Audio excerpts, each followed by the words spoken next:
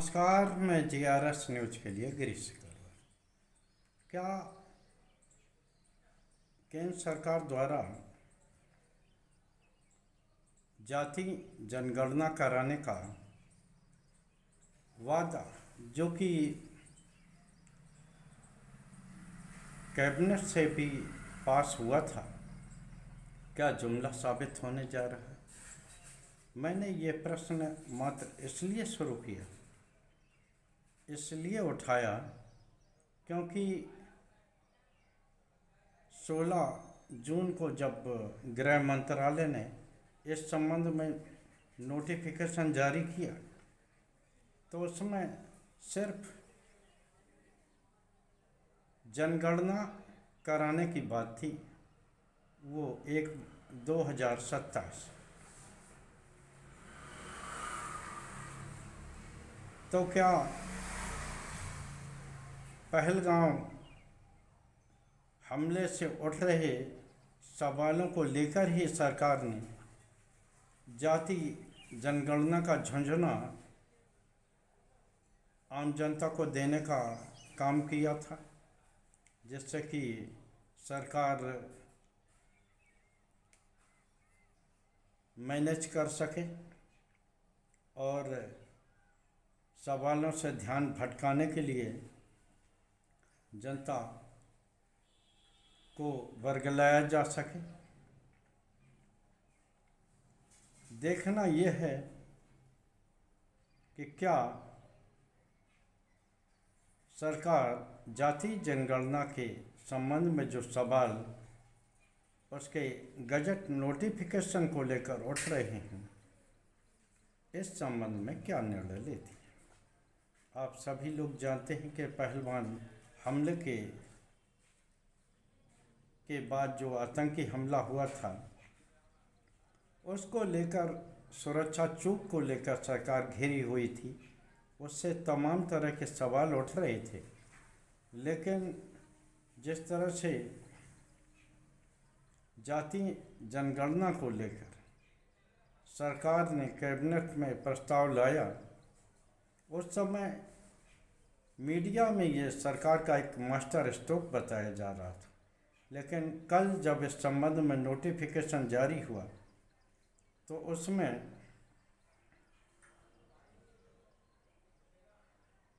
Caste census का कोई जिक्र ही नहीं था, सिर्फ सेंसस की बात कही थी, यानी कि केवल जनगणना होगी। खैर, ये देखना शेष रहेगा, क्योंकि 2014 के चुनावी अभियान के दौरान प्रत्येक मतदाता के खाते में 15-15 लाख देने का वादा भी जिन अमित शाह जी ने जुमला साबित किया था, समझौता उनके विभाग ने भी कल नोटिफिकेशन जारी करके जाति जनगणना को भी जुमला करार देने का फैसला मेरे ख्याल से ले लिया है। 15 जून को अमित शाह लखनऊ में थे। उन्होंने यहाँ पर 60,000 नवनियुक्त आरक्षियों को नियुक्त पत्र वितरित किया। इस अवसर पर उन्होंने पर्ची और खर्ची का जिक्र करते हुए कहा कि किस प्रकार सरकार ने लोगों को बिना कोई भ्रष्टाचार के नौकरी देने का काम किया है, और योगी आदित्यनाथ को उन्होंने सबसे सफल मुख्यमंत्री बताया। यहाँ तक तो सब ठीक रहा और ऐसा महसूस हुआ कि शायद अमित शाह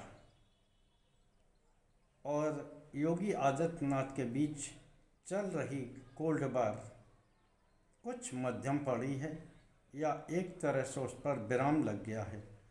क्योंकि जब इस संबंध में समय लेने के लिए योगी आदित्यनाथ दिल्ली पहुंचे थे,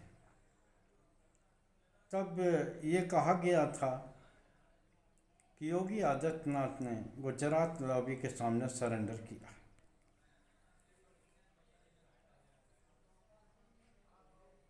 लेकिन अपने संबोधन में जिस प्रकार उन्होंने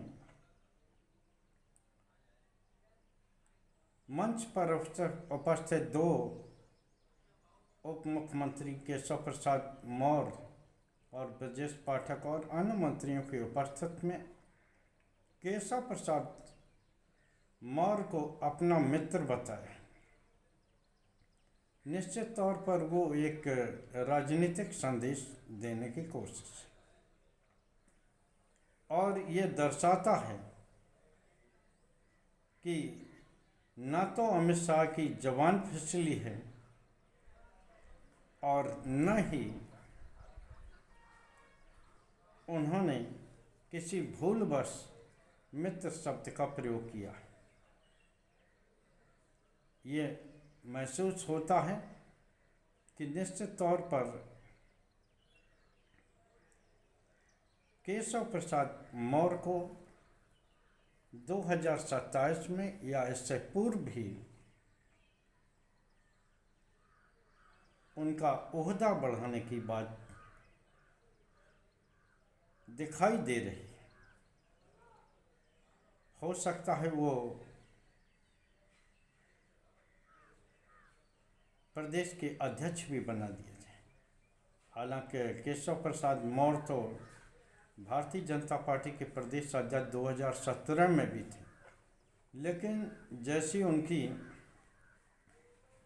इच्छा है कि वो प्रदेश के मुख्यमंत्री बने, और इस बात को लेकर जिस प्रकार गुजरात लॉबी ने उनकी इस इच्छा पर अपना हाथ रखा, उनकी इच्छा को आगे बढ़ाने की कोशिश की, इसको लेकर लगातार ये चलता रहा कि कभी भी योगी आदित्यनाथ को हटाया जा सकता है। लेकिन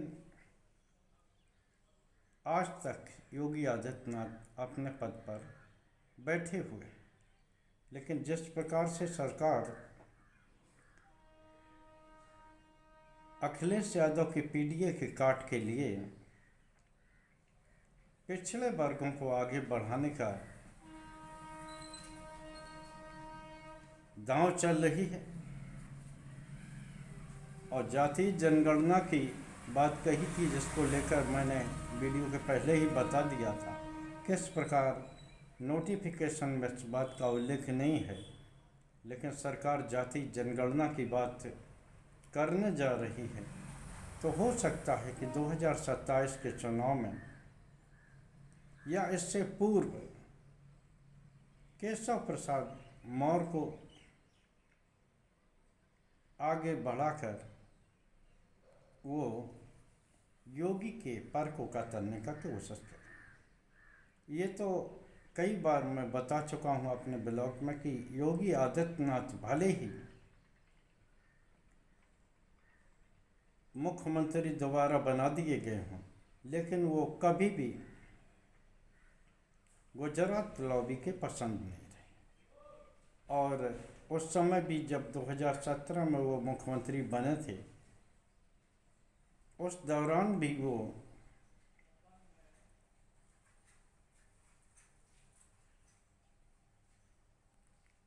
गाजीपुर से लोकसभा का चुनाव हार चुके मनोज सिन्हा को मुख्यमंत्री बनाना चाहते थे, लेकिन राजनीतिक परिस्थितियां प्रदेश में ऐसी निर्मित हुई कि योगी आदित्यनाथ को मजबूरी में मुख्यमंत्री बनाना पड़ा, जो आज तक अपनी सीट पर बैठे हुए। खैर, क्या होगा या क्या नहीं होगा ये भविष्य में देखने वाली बात होगी। क्या सरकार जाति जनगणना को लेकर पलट रही है, या सरकार अपने मित्र को कोई बड़ा दायित्व देने वाली है, ये बात देखने वाली बात होगी, क्योंकि मंच पर अपना मित्र बता के अमित शाह ने उत्तर प्रदेश की राजनीति में एक हलचल तो मचा दी है। आज के ब्लॉग में बस इतना ही। जय हिंद, जय भारत। कल फिर किसी नए मुद्दे पर आपके साथ जुड़ने का प्रयास करें। जय हिंद।